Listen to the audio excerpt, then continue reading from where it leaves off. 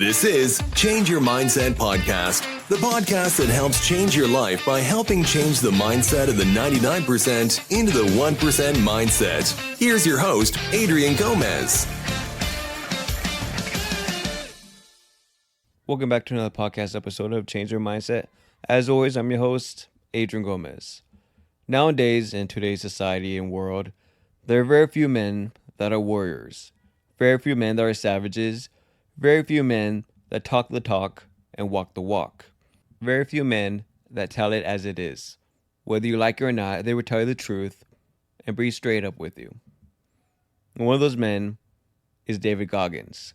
Most people know David Goggins as being a motivational speaker, inspiring people to do better and to improve. Most people know David Goggins as carrying the boats. Who's going to be carrying the boats? One of his famous quotes that people like and repeat over and over. For those of you who do not know who David Goggins is, he's a former Navy SEAL, ultra-marathon runner, motivational speaker, and author known for his extraordinary physical and mental resilience. Born on February 17, 1975 in Buffalo, New York, Goggins faced numerous challenges in his early life, including poverty, obesity, and a difficult family environment. Goggins enlisted in the United States Air Force before joining the Navy SEALs, where he endured rigorous training and served in combat zones. He later transitioned to ultra-endurance events, achieving remarkable feats such as completing multiple Navy SEAL Hell Weeks, setting records in endurance races, and completing over 4,000 pull-ups in 24 hours. His story gained widespread attention through his memoir, Can't Hurt Me, co-authored with Adam Skolnick. The book delves into Goggins' life, highlighting his struggles, triumphs, and the mindset that propelled him to overcome seemingly insurmountable obstacles. Goggins is celebrated for his Goggins Challenge, which involves running 4 miles every 4 hours for 48 hours, symbolizing his commitment to pushing beyond perceived limits. David Goggins has become a prominent figure in the self-help and motivational speaking arena, inspiring people to embrace discomfort, comfort challenges head-on, and develop mental toughness. And of course, David Goggins does not allow and support obesity and people that are fat, because there's no positives that come out of it.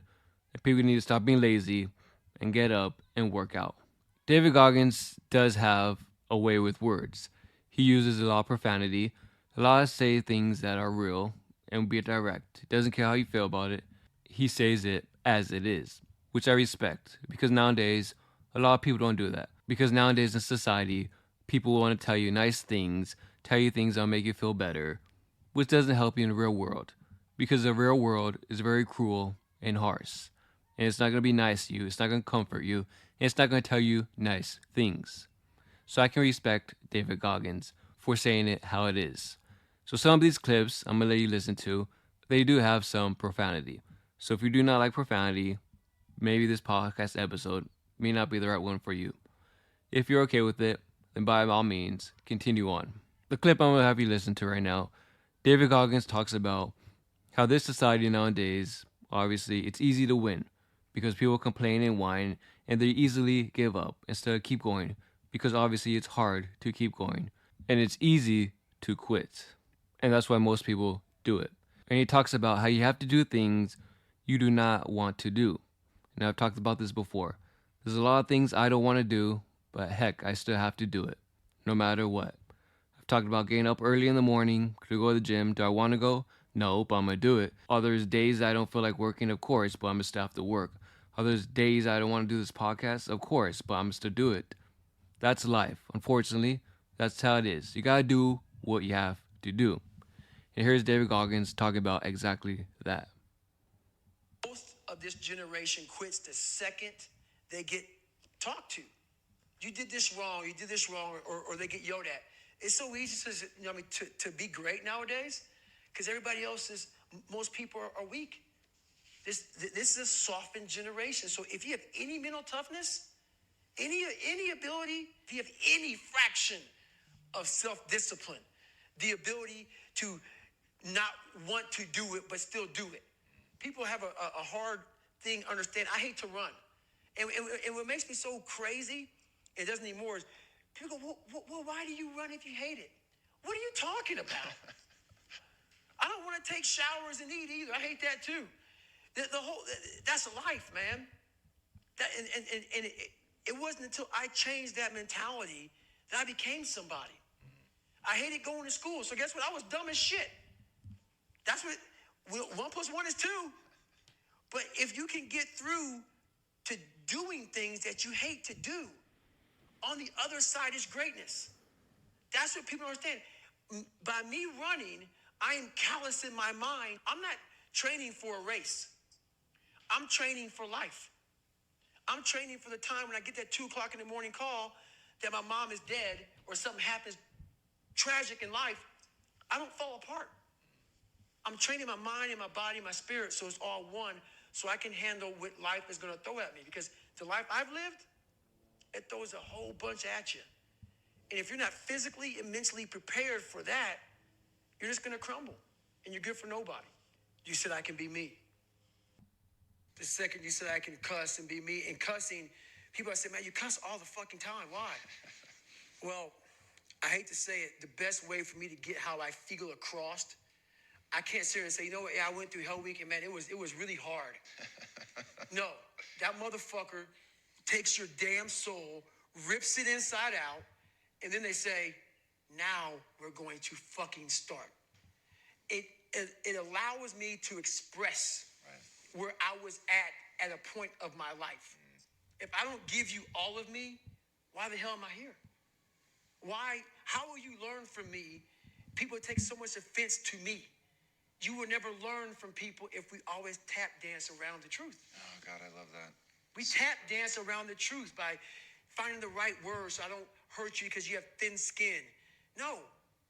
Tighten up, people. It's okay. Trust me. It's okay. It's okay. You might be called some Jewish word or some faggot or gay word. It's okay. Let them call you that. What are you going to do now? They don't own your life. How are you going to control that now? How are you going to flip it upside down and say, Roger that, now I'm going to harness this shit, and you'll read about me years from now? How? That's the question. How are you going to do that? Thicken your skin. Become more of a human being. Don't be afraid of the reflection in the mirror, because that's all you can be afraid of. Once you overcome the reflection in the mirror, you've done it. So the image in my mind of a man was not one that had earrings, sagged his pants. I had this image in my head, and I was going to fulfill that. And I didn't do any trends. I stopped trending. I stopped being this guy who whatever was new, fuck it, that's not what I believe in. I'm doing this. This is what I want to be. This is what I'm going to be. What I respect about David Goggins, he says as it is, and he actually shows you how it is. Most people, influencers, people that have money, they show you a life that's very unachievable because they don't tell you how to get there. They usually show you nice cars, nice vacations, women, whatever it is. They show you all the luxuries of it. That's social media for you. Social media is very poisonous for the average person. And David Goggins does the exact opposite. He shows you how cruel this world is, how hard it is, and exactly what I've talked about before. How you have to torture yourself, put yourself through pain, and how you have to sacrifice in order to grow and get better. And he shows you the actual truth. He's not selling you anything. He shows you how cruel this world really is. Not like most people nowadays, these influencers and these celebrities and these famous people. They show you the complete opposite. But that's social media for you. And here he is talking about exactly that. Right, but I had developed a lot of anger, and I still have it. And it will never go away for the normal human beings of this world. Because when you put yourself in the sewer like I was in, and please, if someone saved me, come out and announce it to the world. There's no one. There's no one. So when you know that, and then I'm sitting at a table with all these smart people who are telling me what to do and shit and guiding me through my life now, when I'm 40 fucking years old, 2000, I don't know, 40 something years old, now I'm 49. And I'm looking at them all, and they're now trying to guide me on what's right, on this poison. And so, yeah, what you say is right. But for me, it was more of, I know now. I don't need you to guide my future. I know what's good for me and what's bad for me. And for me, it took every bit of focus I could. And I know social media, that's why people love to go on there, because they want to show you the good side of life. I'm not teaching good side of life. So I had to figure out a way when I came out in 2016 of teaching you what life really is for the majority of us is hell. And so while people love to show you the cars and the house and the vacations and shit, all that's good. All that's happy. I want to show you the side that I know most of you are going through. And people hide very well. I don't want to hide anymore. I hid for 24 fucking years. So that's why now I told you, we can talk about whatever you want. Because as human beings, the first thing we have to learn, I also stuttered real bad growing up. So if you hear me stutter every now and then, it's because that was part of my life also. So it's funny, human beings want to show you the best side, and they want to hide the worst side. For me, I'm going to teach you how to be vulnerable, because that's the only way you fix yourself. You don't fix yourself by coming out here and me selling you some fucking books. That's why I don't have them. I forgot them. I'm glad people got something from the book. I want you to learn that the only way you grow is how to look at yourself and say, okay, like I did. Table longer than this. What the fuck I have to do to get somewhere? There was nothing good on there.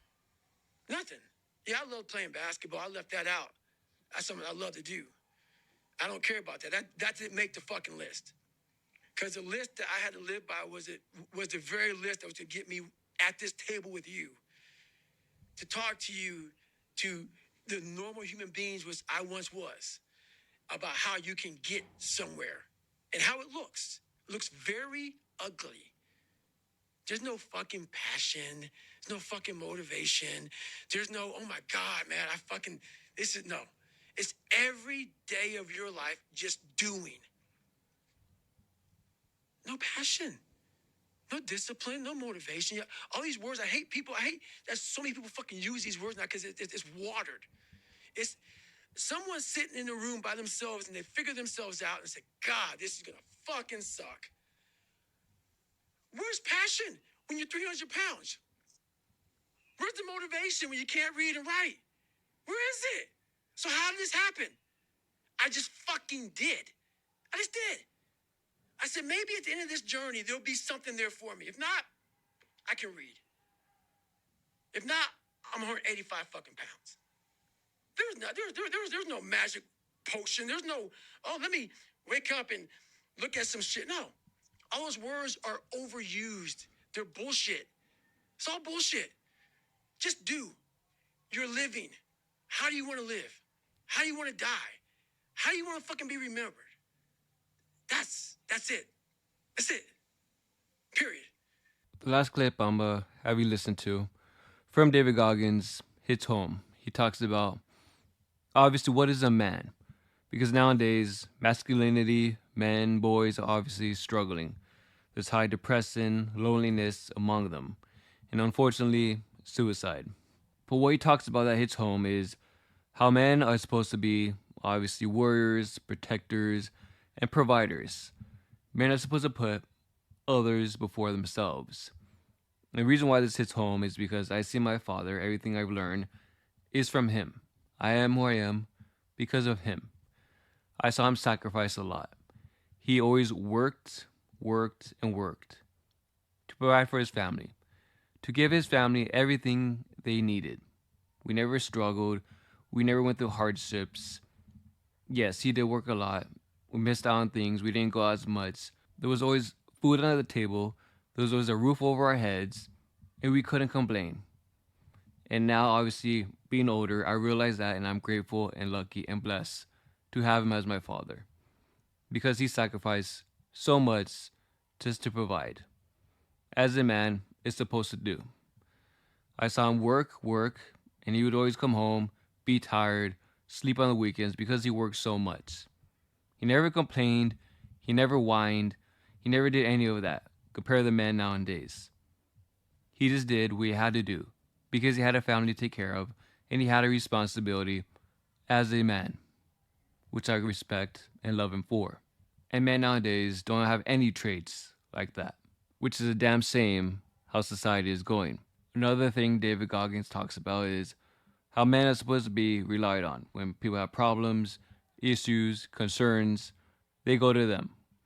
And I can relate to that because my father, anything I have a problem with, any situation, any car problems, pretty much any issue I have, I ask him. Because he's a problem solver, and if he doesn't know the answer or if he doesn't know how to do it, he'll figure it out, he'll research it, and he'll get it done. And I've learned a lot from that man. And that's how men should be, as David Goggins talks about. And here's David Goggins talking about exactly this. You know what? It comes down to this for me. How do I want to be remembered? And that's the problem, man. Like nowadays, people don't give a fuck how they're remembered. They don't give a fuck about their family. Everybody's equal. Their mom is equal to them. Their dad's equal to them. They're growing. Everybody's fucking equal. So it's a tough question to ask because when I grew up, my mom worked 3 fucking jobs. And all I wanted to do, and she got her fucking ass damn near murdered. And it took her down a dark hole. And I saw this. That helped me grow up to say, all I want to do is retire my mother when I get older. That's all I want to fucking do. And thank God I did that. But the thing about it, with a lot of people, they don't have that in them. Their parents raise the kids very differently now. So the kids don't have that sense of self. And I believe in self-discipline, self-pride, self-motivation. No one has that self anymore. That self is gone. So that driving force that tells you, I have to do this shit, I took great pride in the fact that I was nobody. And what you just described put goosebumps on me because that's exactly what I took pride in. Was I'm going to make sure you're good and you're good. My mom would tell you right now, she's right there sitting. Yes, she is. She knows I don't buy myself shit. I take great pride in that. I don't want shit. Because how I'm wired to, hey, Mom, I'm going to get you this, and this. My girl, everybody's got everything. I don't even own a fucking car. And I'm a multi-millionaire. And I say that with pride. Yeah. Because what I was here to do as a man, and men may not even want to hear this. It sounds so barbaric. That's the pride in which you have as a man. Is that you see your mom, you see your girl, you see your kids, you see all this shit. You see them doing well. That's all a real man wants. They don't give a fuck about how they dress, how they look, what they're driving. They don't give a shit. Because why? Your trophies are your family, and they're all walking around. Every man that sees you, they see you walking in with some sweatpants and shit, but they know your family's fucking balling. That's right. Because you put the fucking time in, you put the effort in, you put the work in. And as a man, we don't want none of that shit. We just want fucking respect. Amen. And that's what men don't give a fuck about now. But the only thing I want is for my family to look at me and say, that's the man. Mm-hmm. Right there. And men don't fucking have that. They don't know what that feels like. So until you know what that feels like, you're never going to seek that feeling of when things are bad, my family looks to me. Mm-hmm. As they should. As they should. That's your job. That is my fucking job. Mm-hmm. And I earned that. It's not given because you wake up and you're a man. And it feels real good. It feels amazing. When anything goes wrong in my family, if there's a flat tire, they don't call fucking AAA. They call David fucking Goggins. Mom's got a problem? David. My mom's sick? David. She don't call the fucking doctors. David. Anybody, they call David. And that's earned. And that's a good feeling. And I would challenge men to try that. Try that. Try that for a couple of days. Try working those 20-hour shifts and coming home and having your girl have a meal at home. I guarantee your girl looks at you very different. Every day you come home and you're dirty as fuck, or you're just tired, and she knows you're only getting 4 hours of sleep, and then when you go to work, she's sleeping because it's 4 o'clock in the fucking morning, and you look at her, she knows what kind of man she's got. Your mom knows, your dad knows what kind of son they have. They don't know that feeling. It's the best feeling in the fucking world. Money can't buy it, nothing can buy it. So it's just something that we almost can't teach our kids anymore because the world is influencing people from all over. Once they leave your house, you got this weak family, and that weak family, and that weak family saying, why is your dad like that? Why are you doing that? So it's hard to keep it, man. Whether you like David Goggins or not, whether you don't like how he talks and uses profanity, it is what it is. But at the end of the day, what he says, I subscribe to most of it. I agree with it because society needs tougher people, especially men. Because we have a lot of weak men. No one's self-disciplined. No one's self-motivated. No one wants to achieve anything better than themselves. No one wants to be great. People just like being average, like complaining and whining. And people like David Goggins is what we need in this world. You need that old, savage mindset. Because unfortunately, that's dying nowadays. People are too sensitive and people are too emotional. People can't handle the truth. But telling people the truth is what gets people to improve and get better. Otherwise, we're just going to be lying to each other, giving false compliments, and no one's ever going to improve. People are just going to be satisfied being average, being normal, being like everybody else, being overweight, being sick, doing nothing with their lives. And that is the society we will live in. That's a society I do not want to see. The world needs more savages like David Goggins. That's going to be it for this podcast episode. As always, I appreciate your valuable time to listen to these podcasts. Thank you, Patron member Blade262, for supporting the podcast. If you want to be a Patreon member, if you have questions, comments, or topic you want me to go over in the next podcast episode, or you want me to be your accountability coach and keep you accountable every single week to improve in whatever your goal is, you can do that by being a Patreon member, and the link is in the description below. As always, please like, subscribe, comment, and share with other people if you found this podcast very valuable and it could help somebody else. I truly appreciate it. I wish you the best, and as always, change your mindset to change your life. Take care. Bye-bye. Thank you for listening to Change Your Mindset podcast. Be sure to tune in every week for a new episode. As always, change your mindset to change your life.